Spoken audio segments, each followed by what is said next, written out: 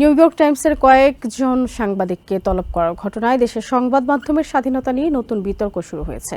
President Donald ট্রাম্পের নতুন air force ওয়ানের নিরাপত্তা নিয়ে প্রকাশিত প্রতিবেদনের জেরে নেয়া এই পদক্ষেপ ঘিরে রাজনীতিবিদ এবং বিশ্লেষকরা তীব্র প্রতিক্রিয়া জানিয়েছেন।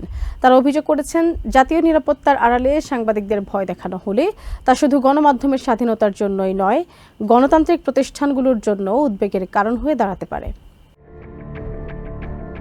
ডেমোক্রেটিক কংগ্রেসম্যান জিম হাইমস বলেন, সাংবাদিকদের বিরুদ্ধে সরকারি ক্ষমতা ব্যবহার করা দেশের গণতন্ত্রের মৌলিক নীতির সঙ্গে সাংঘর্ষিক। তার ভাষ্য, আইনি সুযোগ থাকলেও দেশের প্রায় সব নেতা সাংবাদিকদের তলব করা থেকে বিরত থেকেছেন, কারণ স্বাধীন সংবাদ মাধ্যম গণতন্ত্রের অন্যতম ভিত্তি। তিনি আরো বলেন, সরকারের পছন্দ নয় এমন প্রতিবেদন প্রকাশকারীদের বিরুদ্ধে রাষ্ট্রীয় ক্ষমতা ব্যবহার করা উচিত নয়। এদিকে রাজনৈতিক বিশ্লেষক মলি জং ফাস্ট বলেন, তদন্ত পরিচালনার যে পদ্ধতির কথা প্রকাশ্যে এসেছে তা দীর্ঘদিনের প্রশাসনিক রীতি থেকে স্পষ্ট বিচ্যুতি। তার মতে, এ ধরনের পদক্ষেপ সংবাদ মাধ্যমের উপর চাপ সৃষ্টি করতে পারে এবং সাংবাদিকদের ভয় দেখানোর প্রচেষ্টা হিসেবে ব্যাখ্যা করা হতে পারে। তিনি আরো বলেন, বড় সংবাদ মাধ্যম নিজেদের আইনি সুরক্ষা নিশ্চিত করতে পারলেও ছোট সংবাদ মাধ্যমগুলো এমন পরিস্থিতিতে বেশি ঝুঁকিতে পড়তে পারে। বিশ্লেষক হেইস ব্রাউন বলেন, ওয়াটারগেট কেলেঙ্কারির পর জাস্টিস ডিপার্টমেন্ট ও হোয়াইট হাউসের মধ্যে যে প্রাতিষ্ঠানিক দূরত্ব গড়ে তোলা হয়, সাম্প্রতিক ঘটনাগুলো তা নিয়ে নতুন প্রশ্ন তুলছে।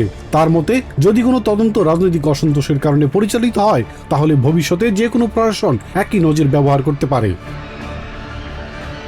হোয়াইট হাউসের সাবেক কমিউনিকেশনস ডিরেক্টর স্টেফানি গ্রিশাম বলেন, তার অভিজ্ঞতায় প্রেসিডেন্ট ট্রাম্প প্রায়ই নিজের ভাবমূর্তি নিয়ে অত্যন্ত সংবেদনশীল থাকেন। তিনি আরও অভিযোগ করেন, মত প্রকাশের স্বাধীনতার উপর চাপ সৃষ্টি করা কর্তৃত্ববাদী শাসনের একটি পরিচিত বৈশিষ্ট্য। হেইস ব্রাউন বলেন, সরকার যদি শুরু থেকেই নতুন উড়োজাহাজের প্রযুক্তিগত সীমাবদ্ধতা সম্পর্কে স্বচ্ছ ব্যাখ্যা দিত, তাহলে এত বিতর্কের জন্ম না হতে পারত। Ilias Kamal, TVN 24 news desk.